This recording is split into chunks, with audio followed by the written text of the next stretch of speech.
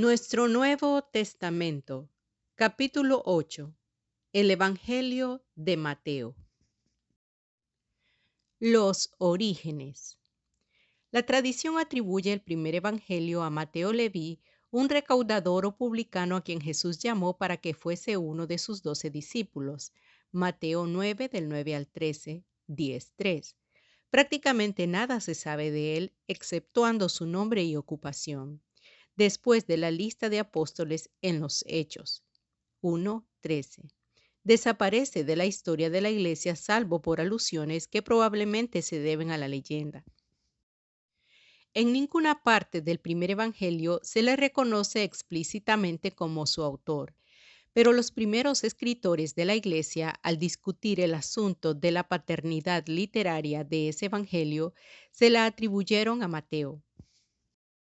Eusebio, alrededor del año 325 después de Cristo, cita a Papías, que vivió por el año 100 después de Cristo, diciendo que Mateo había compuesto en aramaico los oráculos del Señor, que posteriormente fueron traducidos al griego por cada uno según su capacidad.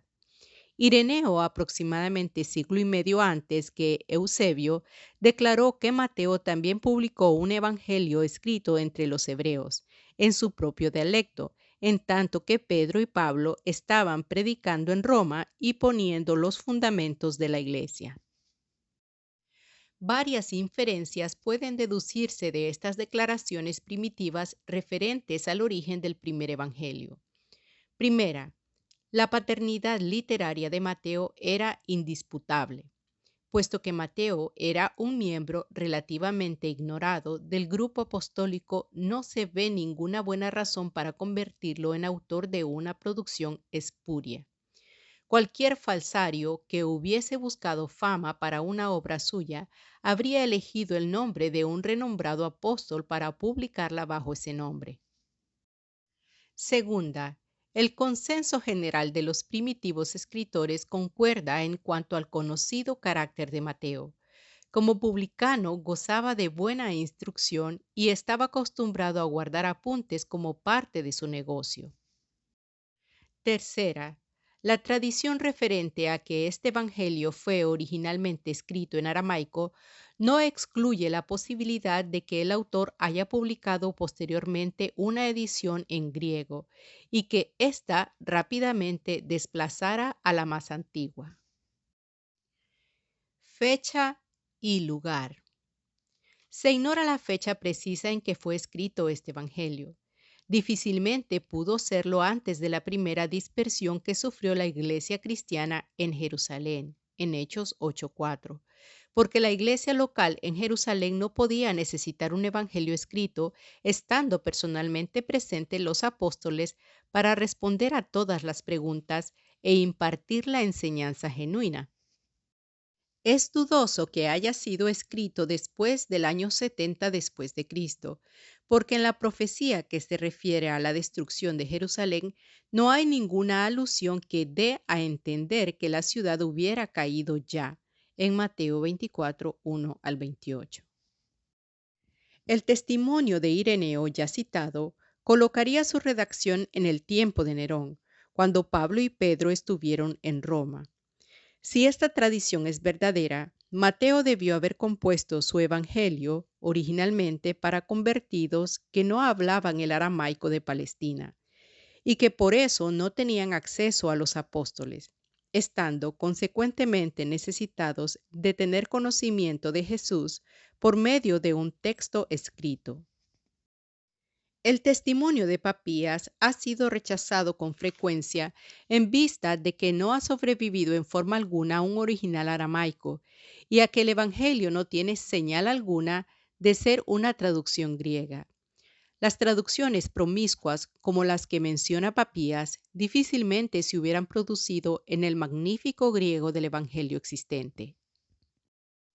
Por otra parte, es posible que, viendo la demanda de información escrita acerca de la vida de Jesús, el autor hubiera hecho una edición griega para las iglesias gentiles, quizá particularmente para la de Antioquía, puesto que las iglesias griegas rápidamente sobrepasaron a las aramaicas en número y en influencia. El original aramaico debió desaparecer desde una época muy temprana. Se han expresado opiniones contrarias referentes al lenguaje original de este evangelio. En cualquier caso, el texto griego existente es primitivo y debe considerarse como una edición directa en griego más bien que como una traducción del aramaico. El Evangelio de Mateo está admirablemente adaptado a una iglesia que guardaba estrechas relaciones con el judaísmo. Aunque se hacía más y más independiente de él, respira la atmósfera del mesionismo, aunque tiene un mensaje para todo el mundo. En él se conserva la esencia del pacto abrahámico, en el que se aseguraban las bendiciones de Dios para Abraham y para su simiente, considerados como un pueblo separado. Y aún se añadía, en ti serán benditas todas las familias de la tierra. Génesis 12:3. Pudo haber sido Antioquía el lugar donde se escribió este evangelio. Las citas tomadas de los evangelios en los primitivos escritos patrísticos, como los de Papías y los de Ignacio, concuerdan exactamente con el texto de Mateo, demostrando que fue probablemente este primer evangelio el favorito de la iglesia sirojudía. Además, la iglesia de Antioquía fue la primera que tuvo una comunidad marcadamente gentil y que hablaba tanto el aramaico como el griego. Aunque nos falta una prueba absoluta de que este evangelio se redactó en Antioquía, no existe para ello un lugar tan adecuado como ese. Por tanto, pudo haber sido compuesto en alguno de los años que van del 50 al 70 después de Cristo y colocado en circulación por los obreros que iban y venían, tomando a la iglesia de Antioquía como centro. Contenido. El tema del Evangelio de Mateo se enuncia desde sus primeras palabras. Libro de la generación de Jesucristo, hijo de David, hijo de Abraham. Esta fraseología nos recuerda la del libro de Génesis, que se divide en secciones separadas por la misma frase. Estas son las generaciones de o los orígenes de. Ver citas bíblicas en el libro. En cada lugar donde ocurre esta frase, se marca una etapa en el desarrollo de la promesa mesiánica. Los eslabones de la historia del pueblo de Dios siguen adelante del Génesis y encontramos uno de ellos en Ruth 4:18, en donde la línea mesiánica concluye con David. Mateo captura la genealogía en este punto y demuestra su cumplimiento en la persona de Jesús. Mateo toma su forma alrededor de una doble armazón que puede distinguirse por las frases que se repiten en el libro. La primera armazón es biográfica y es casi igual a la estructura de la biografía de Jesús dada por Marcos y Lucas. Hay dos puntos de división. El primero está en Mateo 4:17. Desde aquel tiempo comenzó Jesús a predicar y a decir: arrepentíos, que el reino de los cielos se ha acercado. Y el segundo lo hallamos en Mateo 16:21. Desde aquel tiempo comenzó Jesús a predicar a sus discípulos que le convenía ir a Jerusalén y padecer mucho de los ancianos y de los príncipes de los sacerdotes y de los escribas y ser muerto y resucitar al tercer día. El primero de estos dos pasajes indica la iniciación de la carrera de nuestro Señor como predicador, la que le colocó en pública preeminencia. El último pasaje señala el principio de la declinación de su popularidad y apunta a la culminación de su carrera de la cruz. El hecho de que estos dos puntos decisivos de su vida estén tan claramente marcados en el Evangelio indica el decidido propósito del autor de presentar dos aspectos de la biografía de Jesús, demostrando que tenía un concepto unitario de la vida de su maestro como un todo. El Evangelio no es un mero conjunto de expresiones fragmentarias o de historias sueltas, sino un bien definido arreglo que sirve para mostrar cómo el Mesías cumplió la vocación por la cual vino al mundo. El otro armazón de Mateo es peculiar a este Evangelio. En tanto que el primero ya mencionado se compone de material biográfico acerca de la vida de Jesús, este segundo es un temario. Su contenido total se divide en 5 bloques de texto, cada uno de los cuales cuaja alrededor de un tema dominante, terminando con la frase "y fue que acabado Jesús", contando la narración introductoria y la historia final de la pasión. Hay 7 divisiones por todas, las cuales se compendian en un epílogo que coloca al lector ante las consecuencias de las demandas mesiánicas de Jesús. El agudo contraste entre la acción seguida por los sacerdotes al recibir el informe de la guardia que estuvo en la tumba, con la que los discípulos tomaron al contar con la revelación de su Señor resucitado, concierne al lector a que decida por sí mismo cuál de estas dos actitudes tomará. Una sería alinearse con los jefes judíos que rechazaron a Jesús y que no atendieron a sus demandas bajo ninguna circunstancia, y la otra, convertirse él mismo en discípulo suyo. Bosquejo. Mateo, el Evangelio del Mesías. Ver bosquejo en la página 184 y 185 del libro. De estas secciones, las 3 primeras familiarizan al lector del Evangelio con el trasfondo de la historia del Mesías. En el primer versículo se declara ante todo su genealogía que enraiza con Abraham, el que primero recibió las promesas de Dios, y con David, el divinamente electo fundador de la casa real de Judá. Y en los versículos siguientes procede a demostrarlo. Sigue el relato del nacimiento virginal junto con el bautismo y la tentación que lo preparó para sus trabajos públicos. En esta sección de 3 capítulos y medio ocurre no menos de 5 veces la frase "para que se cumpliese lo que fue dicho por el Señor, por el profeta que dijo", o alguna otra semejante. De esta manera, la venida de Jesús se describe como el cumplimiento del divino propósito que fue revelado en el Antiguo Testamento, propósito que en forma parcial se vino ejecutando en el proceso histórico que precedió a su llegada. La segunda sección comienza cuando el Señor Jesús se presentó en Galilea después del encarcelamiento de Juan el Bautista. Está dedicada en gran parte a hacer la declaración de los principios espirituales y éticos del reino mesiánico. Jesús convocó a los hombres llamándolos al arrepentimiento y a la fe en Él, y el paso que les declaraba el reino en el cual Él es Señor procuraba describir la naturaleza de ese reino y cómo se entraría en él. Mateo es el único que usa 33 veces la frase "el reino de los cielos".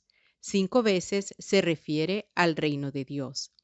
Los otros sinópticos usan este último término en muchos pasajes en donde Mateo emplea el reino de los cielos. A la vez que el Señor Jesús afirmaba inequívocamente que su reino tendría una manifestación final de carácter material, también declaraba con toda exactitud que al presente tienen una existencia de carácter espiritual. Ver citas bíblicas en el libro. Los principios espirituales del reino fueron incorporados en el Sermón del Monte, del cual Mateo da la más completa versión. En él se define la posición que Jesús adopta con relación a la ley, porque dijo que no había venido a destruirla, sino a cumplirla.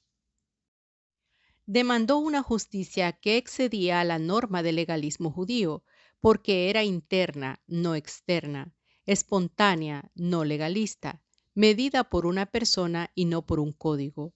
Su más alta norma era Dios mismo. Sed pues vosotros perfectos, como vuestro Padre que está en los cielos es perfecto. En este sentido, él fue mucho más allá de la ley cuando dijo: oísteis que fue dicho a los antiguos, mas yo os digo. El Sermón del Monte es una afirmación directa del derecho de Jesús a trascender la ley. No vino a abrogar la ley, pero la sobrepasó por medio de la absoluta santidad de su persona. Ver citas bíblicas en el libro.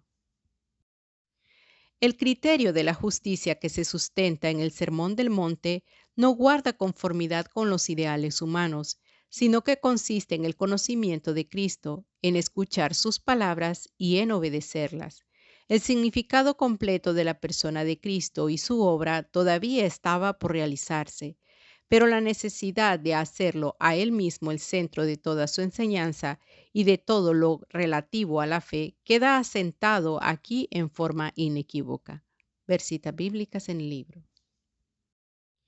Para que estos principios aparecieran válidos en el pensamiento de los que habían de creer, fueron necesarias algunas pruebas del poder de Jesús. La tercera sección de Mateo se ocupa ante todo con el recuento de varios tipos de milagros en los que Jesús mostró su poder sobre la enfermedad, la lepra, la parálisis temblorosa, palsy en la versión inglesa, la fiebre, la parálisis, flujo de sangre, ceguera, sobre los demonios, sobre los poderes de la naturaleza y sobre la muerte. Versitas bíblicas en el libro. La comisión dada a los 12 y descrita en Mateo 10 puede considerarse como la primera vez que Jesús delegó su poder a los hombres y como la repetida seguridad de que Él no les faltaría al salir a ponerlo en obra. La predicación del Mesías no era precisamente la proclamación de un nuevo ideal, pero sí tenía que ser la demostración de un nuevo poder, un concepto que el libro de los Hechos afirma que se convirtió en realidad en la vida posterior de la Iglesia. Y los apóstoles daban testimonio de la resurrección del Señor Jesús con gran esfuerzo, y gran gracia era en todos ellos. Hechos 4:33. Semejantes realizaciones maravillosas, ya fuesen de nuestro Señor Jesucristo mismo o de sus discípulos, no fueron esporádicos ni desorientadas muestras de poder. Jesús procuraba enseñar a la multitud inaugurando un programa para su reino, más bien que desconcertar o asombrar a las multitudes.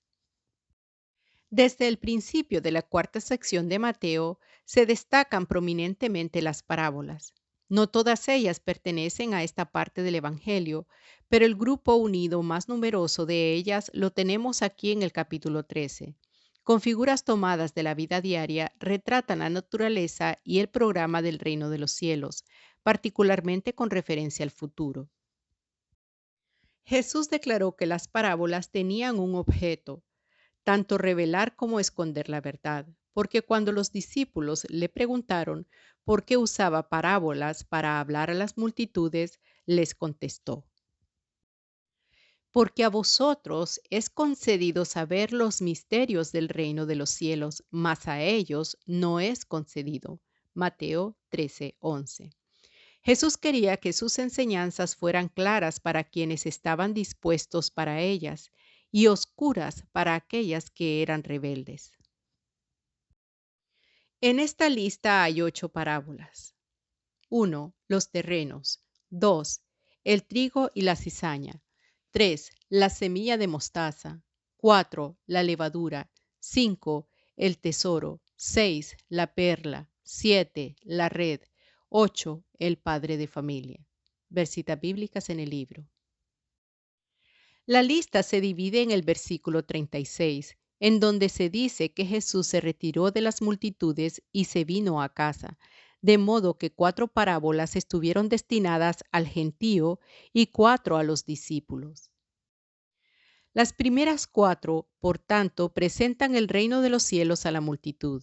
Su principio, por medio de la siembra de la palabra de Dios, los varios tipos de oyentes que la reciben, el contraste entre la respuesta verdadera y la falsa, en el trigo y la cizaña, el asombroso crecimiento del reino, desde su pequeñísimo principio hasta ser un grande árbol, las dinámicas fuerzas del reino comparadas con la levadura, todos estos fueron factores que él quiso que el pueblo conociera. Las últimas 4 tratan de los aspectos internos del reino, el costo de la adquisición, el tesoro y la perla, los 2 destinos, malos y justos, transitoriamente unidos en la red y la mezcla de nuevos y antiguos rudimentos en su enseñanza. Todas las parábolas indican que Jesús no pensaba de sí mismo como un simple reformador judío, sino como un soberano de la tierra y personaje de importancia mundial. Los capítulos 11 y 12 que preceden a las parábolas contienen discursos adicionales en los que se sostiene la naturaleza e importancia de su obra. La pregunta de Juan el Bautista, el rechazamiento de Jesús por las ciudades de Galilea, su autoridad sobre el sábado y su autoridad sobre los demonios, todo lo cual contribuye a entender su obra como la de un personaje sobrenatural que vino a la tierra en cumplimiento de un encargo extraordinario. Versitas bíblicas en el libro. En la siguiente sección de Mateo, la quinta, se anticipa la crisis de aquella misión. El rechazamiento de Jesús por sus conciudadanos, el prejuicio de Herodes en la muerte de Juan el Bautista, la falta de entendimiento de los discípulos, denuncian fuerzas que obligaron a Jesús a hacer la declaración de la inminencia de la cruz y también la revelación de sí mismo en la transfiguración. Desde este punto de la narración en adelante, la cruz adquiere más y más relieve ante Jesús y se convierte en el objetivo inmediato de su carrera terrenal. Versitas bíblicas en el libro. La declaración del propósito mesiánico condujo al conflicto. En los capítulos 19:3 al 26:2 se describen los problemas del Mesías y aparecen en determinados eventos sus conflictos con sus oponentes. Por ejemplo, los debates con los herodianos, con los saduceos y con los fariseos. Las denunciaciones del capítulo 23 y la predicación de la desolación de Jerusalén en los capítulos 24 y 25 brotaron de este conflicto. El conflicto debe resolverse en una crisis, y en la vida del Mesías aquella crisis fue la cruz. Desde Mateo 26:3 hasta 28:10 se describen su pasión, su muerte y su resurrección. Mateo insiste en el carácter mesiánico de su muerte, destacando su relación con la profecía. 4 veces Jesús aludió con toda claridad al Antiguo Testamento en lo que se refiere a los eventos de su pasión. Y al contestar la pregunta de Caifás, usó respecto a sí mismo el título Hijo del Hombre, que en Daniel 7:13 y 14 se aplicó a un personaje celestial. Versitas bíblicas en el libro. El epílogo es un sumario de todo el Evangelio, remachando su enseñanza al tomar como ejemplo las dos actitudes hacia Jesús: rechazarlo a causa de la incredulidad o adorarlo como resultado de haberlo aceptado. Cada una de las secciones contiene un desafío a los discípulos expresado por Jesús y que evidentemente manifiesta la intención del autor de que sea también un desafío para quien lea. Al terminar la sección didáctica que contiene el Sermón del Monte, Jesús llamó a sus discípulos para que dieran el primer paso de entrada al camino que conduce a la vida. Tan pronto como les hubo probado su poder, les comisionó como testigos y los retó a que tomaran la cruz y le siguieran. Versitas bíblicas en el libro.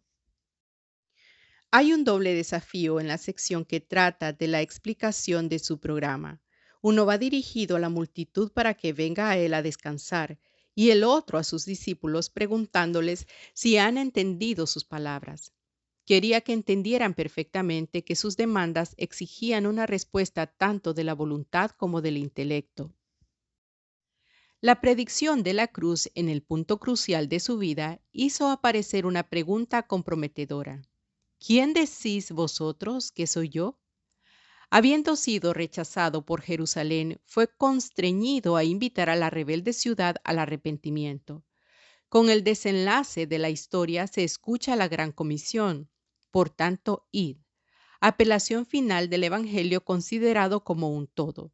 De este modo se aplica prácticamente cada una de estas secciones para producir la acción que el lector debe asumir a medida que va adelantando en la lectura del libro.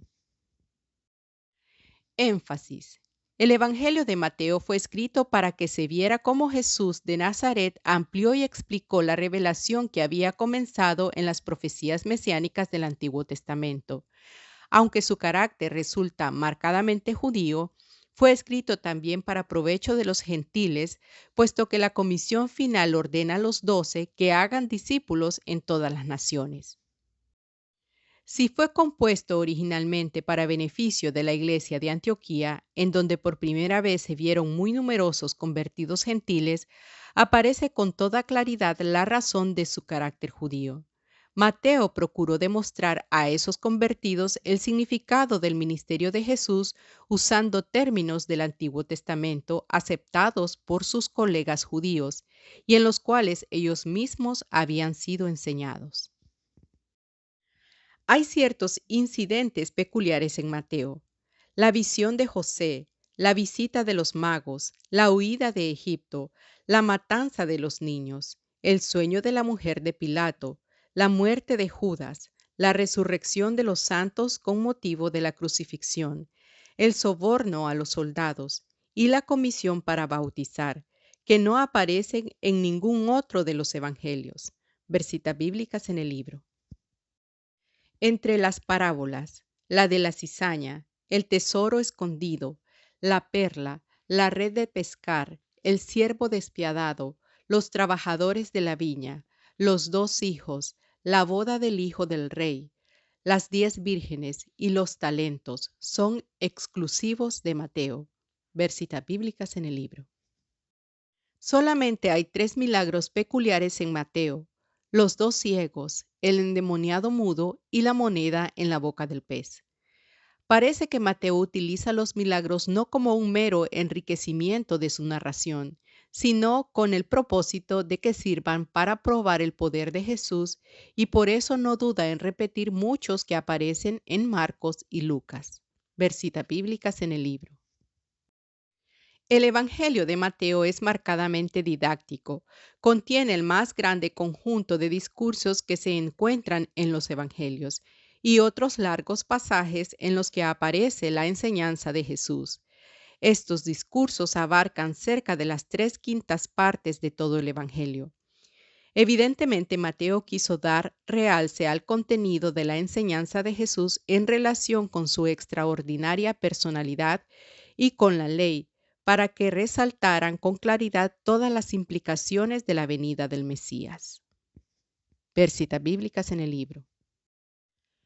Personajes. Mateo pone menos énfasis sobre los personajes que actúan en su narrativa que el que ponen los otros sinópticos, y no son muchos los que introducen como exclusivos de él. José, Herodes el Grande y la madre de Santiago y Juan ocupan más espacio que en Marcos y Lucas, pero tanto Marcos como Lucas usan más diseños de personajes que Mateo.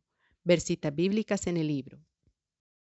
En general, los personajes del Evangelio de Mateo son idénticos con los de Marcos, Lucas y Juan. Juan el Bautista, María, la madre de Jesús, los 12 discípulos, Caifás, los príncipes de los sacerdotes, Pilato, Simón de Cirene, José de Arimatea y muchas personalidades menores que tienen su parte en la narración. Ocurren, sin embargo, en forma incidental dentro de la enseñanza. Peculiaridades. 1. Mateo es el Evangelio de los discursos. En cada una de las secciones ya vistas hay lo que podríamos llamar un largo discurso, según se ve en la tabla siguiente. Ver tabla en la página 192 del libro. 2.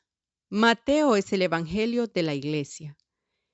El Evangelio de Mateo es el único en el que aparece la palabra iglesia. Ambos pasajes son palabras habladas por Cristo en las que demuestran que tenía una idea definida de la iglesia como una institución futura. El hecho en sí de que estas declaraciones suyas estén incorporadas en Mateo puede ser una indicación de que este evangelio fue escrito para una iglesia joven y con dificultades, por lo cual necesitaba estímulo y disciplina.